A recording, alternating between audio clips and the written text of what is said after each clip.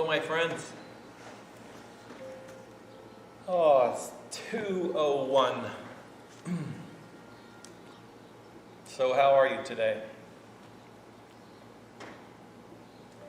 I almost always start a conversation that would happen in my office like that. I say, so how are you?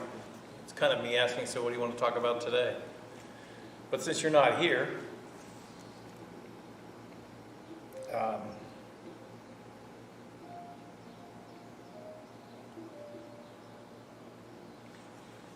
there's a quote I've been thinking about this morning. It's actually from Shakespeare, so I can sound very lofty. By the way, hello. Good afternoon. Welcome to the Chat with the Pastor at High Mountain Presbyterian Church. And my name is Lou Kilgore. I'm the pastor here in this Presbyterian church community. Kind of diverse community in terms of economic status. Mostly white congregation, although we have people of various races and languages apart as a first language. I'm glad to be here. I'm glad for the technology of today that allows me to continue to talk to you as a pastor and to be with the people that I know and to invite those of you who I don't know to join in, come along. You can see past chats and be excited like some are for future ones to come.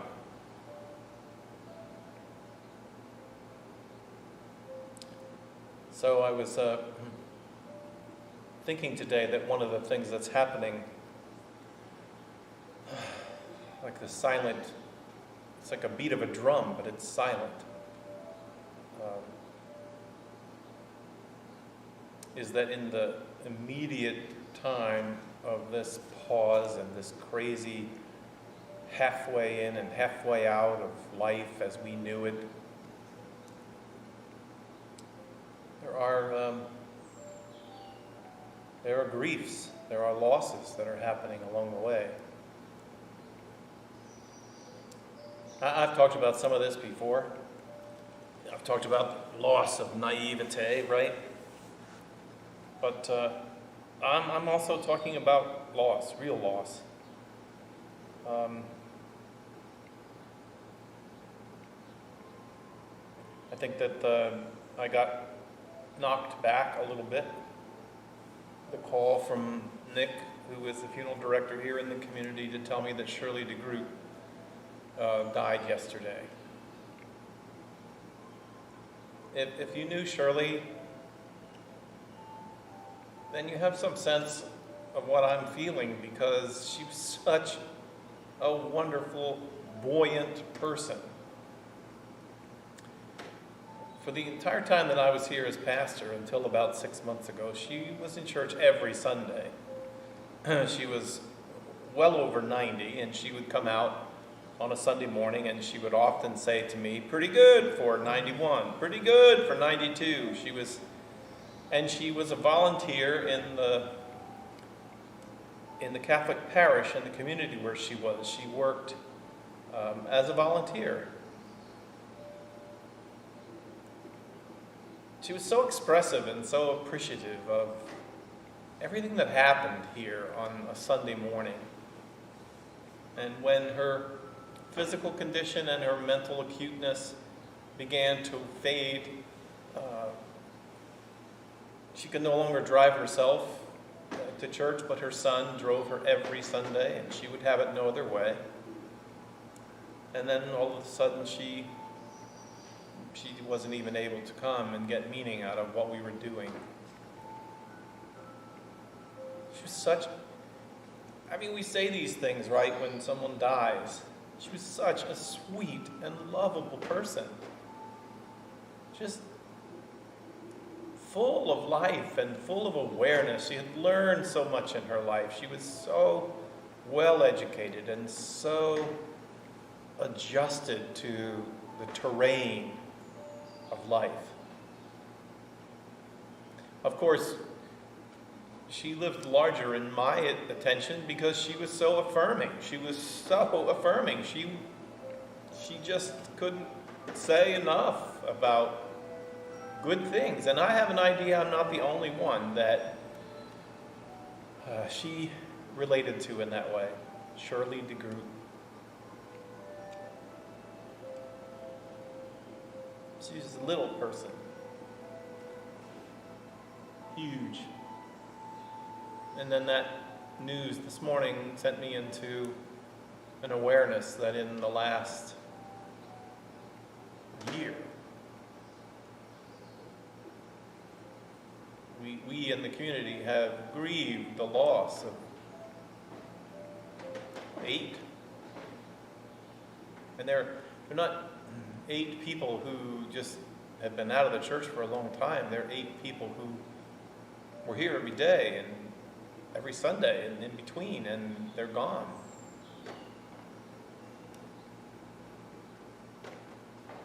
So how are we supposed to cope?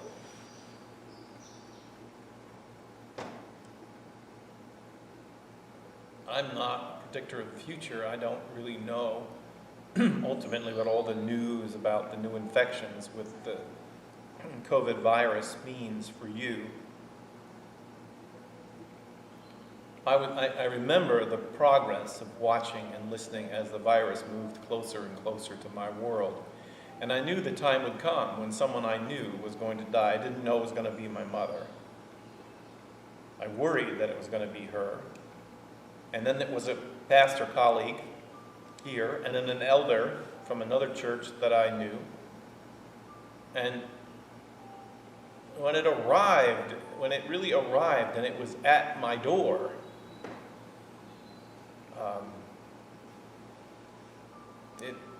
all the stories in the news and global whatever came right to my doorstep.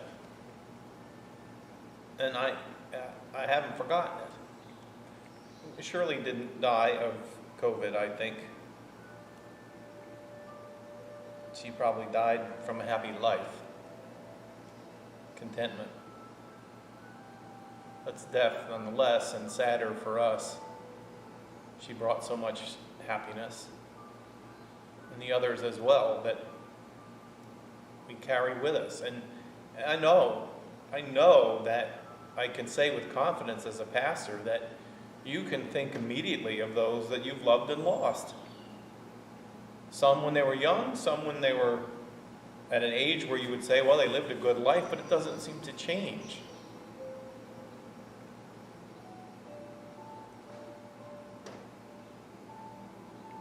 From time to time, the news and entertainment stations will do a roll call and tell a little bit about the stories of people who have lost their lives, so that the numbers of 120 or 125,000 people comes a little closer to our doorstep, and we realize they aren't just numbers. They're somebody's mother, somebody's friend, somebody's grandmother. And the experience of grief is palatable. And if it's not grief, it's at least, whether you know it or ain't, or talk about it or not, there's stress. There is a trauma going on in our world. It's a trauma for healthcare workers,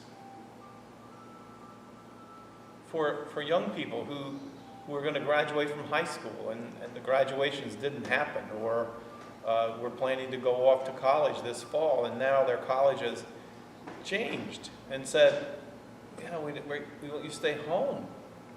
It's traumatic. A trauma is that which disrupts your expectation in a big way. And there's stress that comes from that. There's how to manage the disappointment. There's how to get reinvested in a different direction. All of us have been doing that, and doing it because we don't have any choice.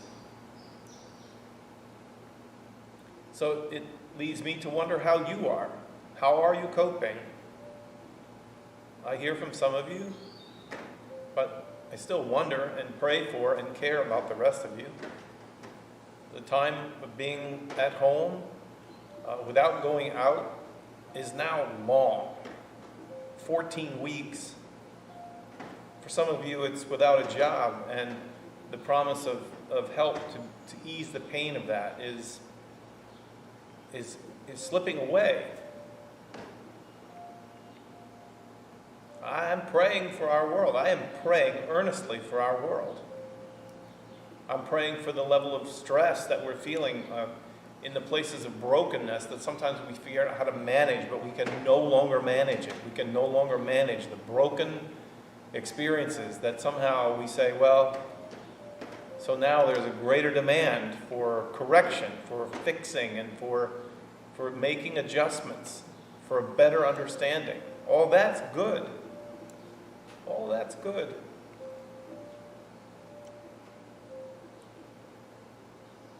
So the Shakespeare quote, Shakespeare said that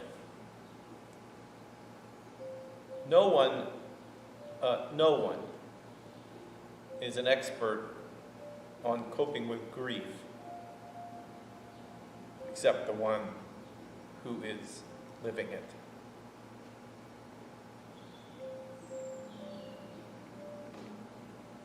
No one is an expert at living with grief except the one who is living it. And to me, what that means is that the pastor, I'm asking you, I'm the pastor, how are you coping? What are you doing? What's your choice of survival? Are you just putting your head down, going forward? Are you thinking and praying? Are you worrying? Are you carrying around the grief? And is it carrying you around? I'm not judging.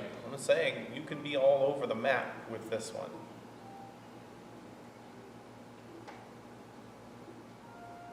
It's going to be a long summer. I hope to be here with you throughout, charting a way together, sharing words and ideas of comfort and prayer. Sometimes happiness, sometimes sheer ecstatic happiness, and sometimes an acknowledgement that there's sad things that are happening.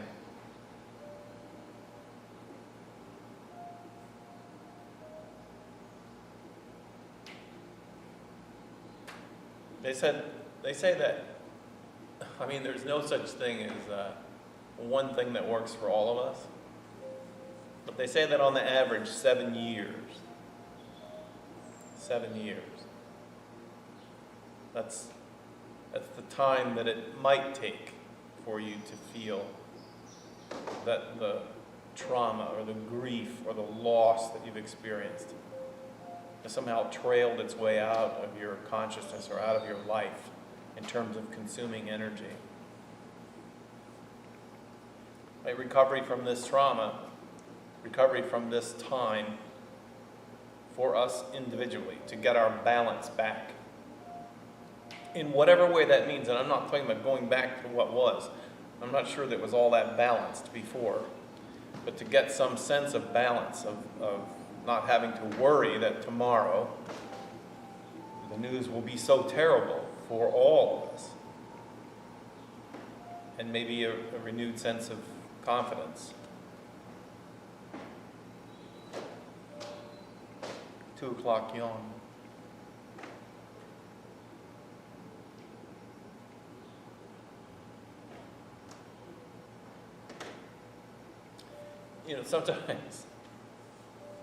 Sometimes when people come to sit and perhaps chat with the pastor, they come in and they sit down and they don't have anything to say. It's okay with me. The time with the pastor is your time. It's a little different with this camera and this setup because I'm really providing the topics, but I'm remembering those in this little moment of quiet we had I'm remembering those who used to come and talk, make an appointment, come in, talk in my office, and not talk.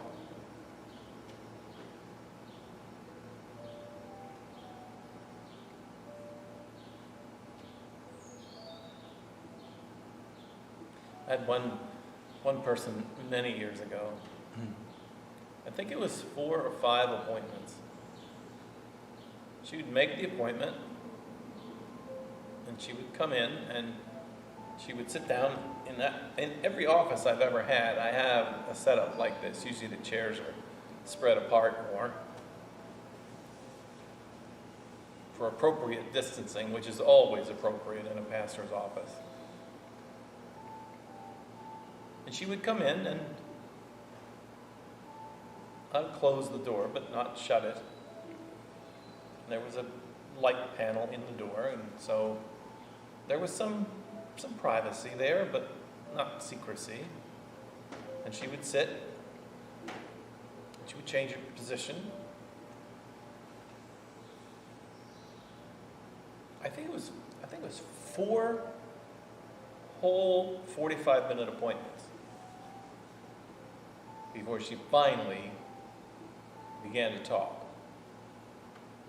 Now, she was actively a member of the church. She was participating. You would never have known anything was going on with her at all. But there are just some things sometimes that when they want to be dealt with inside of you, when it's time, it's time. And she had some important things that she wanted to finally figure out how to say about her life growing up and the life she was living today, but she needed that time. She just needed that time and a safe space to be able to just organize it, to get it together, instead of always just pushing it down and pushing it away. I don't know how it works. I'm hoping that this time, this pastor's chat, I don't think I've ever used the word chat before, by the way. It's a little too continental for me. But I didn't know what else to call this time. I call it a time of keeping friendship alive. I often visualize you that I know are there, and then I try to visualize some that I don't know are there. And I wonder about those of you that I haven't met yet. And I offer this time, this space. You don't have to say anything. You can just listen. And that maybe in the listening, something will land and touch. And if you want to carry on a conversation with me through email or another method, I'm not going to give out my phone number over the internet, but I will give out my email address. It's revlouie, REVLOUIE, @AOL.com. And you can send me a note. Some of you have done that, and I've said it before. I love it. And I write back right away. So it's Thursday. Tomorrow is Friday, and then we're on to a holiday weekend. I really hope that whatever your plans are, whatever your thoughts about politics and all the rest of the issues that are floating around out there, I just hope this is my hope for you. Wear a mask. Wear a mask. Stay outside if you're with other people. This virus does not spread well outside, and it really doesn't spread well if you're outside and you have a mask on. That's a really, really good prevention effort. And if we do that, if all of us, if everyone in the United States were to do that for 2 weeks, we might be able to get back together in churches. But short of that, there's nothing else that we can do. There's no other way except to go back to that insane turning off our lives. But I don't know that we can do that again. So on this 4th of July weekend, when we celebrate freedom, this is tricky. Our freedoms never come without boundaries. Our freedoms never come at the expense of others. Our freedoms never come with disregard. The freedom that we celebrate on the 4th of July is a freedom that was born of the right to accept responsibility for ourselves, but to know that that responsibility for ourselves included the responsibility for others. And thus a new nation was formed. Together, mutual sharing of burdens and yes, distinctiveness of regions and states, but together. So together, I wish us a happy 4th of July, a declaration of independence, the best kind of independence. That is the freedom to love and to care for one another, and the freedom to be the full sense of who we are. Now, I've just blabbered on way past my time limit, but it's all in the right effort to wish you a happy 4th of July. Maybe you'll come visit again on Sunday at 10:30 or whatever time you want to watch it as we gather and put together a collection of things to help support you in your journey of faith. Or maybe you'll come back tomorrow and I'll be here at 2 o'clock telling you about my prayers for you, sharing my hopes for a blessed life and for the blessing of grace and health and peace and recovery for you, my friends.